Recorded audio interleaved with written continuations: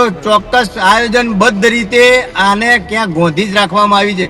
અમારે ક્યાં જેવું પેલું એ કેવું છે કે અમારી ગેરહાજરી તમે એના માતા પિતાને તમે મળી આવો, દીકરી એના ઘરે જાય, એના મમ્મી પપ્પાને મળી લે, આખો વિષય પતી જાય। પૂર્વિનભાઈ, તમે જે રીતે ઉંમરની વાત કરી એ વચ્ચે એક ફોટો પણ આપને બતાવવો છે। એ સ્ક્રીન પર ફૂલ સ્ક્રીનમાં એ ફોટો બતાવવાની જોઈએ આપણે। ફૂલ સ્ક્રીનમાં એ ફોટો બતાવ્યો કે જે યુવકની વાત કરવામાં આવી છે એમનું આધાર કાર્ડ છે ને આધાર કાર્ડની અંદર જે ઉંમરની તફાવતની જે વાત કરવામાં આવી છે, તમને જુઓ સ્ક્રીન પર એ ફોટો દેખાઈ રહ્યો છે કે જ્યાં ડેટ ઓફ બર્થમાં 1/9/2000 બતાવી રહ્યું છે, એટલે કે આપણે યુવકની ઉંમર કદાચ આપણે 26 વર્ષ માની લઈએ, 2000 થી ગણીએ તો 26 વર્ષ થાય ઉંમર।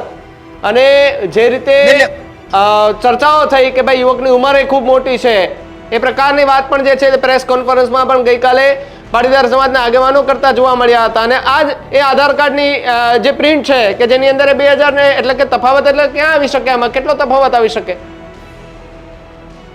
જો હું અત્યારે ચાલુ ગાડીએ છું, ઓન રોડ છું, એટલે આપની સ્ક્રીન પર હું તમે જે મને બતાવ્યું હું દેખી નથી શકતો, મને સ્પષ્ટ દેખાતું નથી। પણ જે પરિવારે જે અમને પ્રાથમિક માહિતી આપી હતી એ માહિતીના આધારે જ અમે આજે વાત કરી હતી।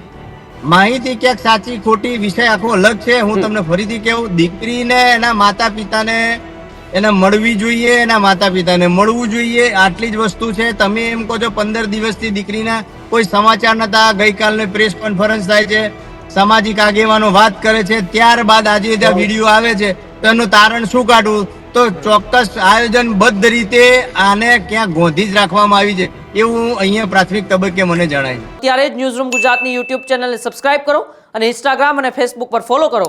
અપડેટ રહો, સત્યની સાથે રહો।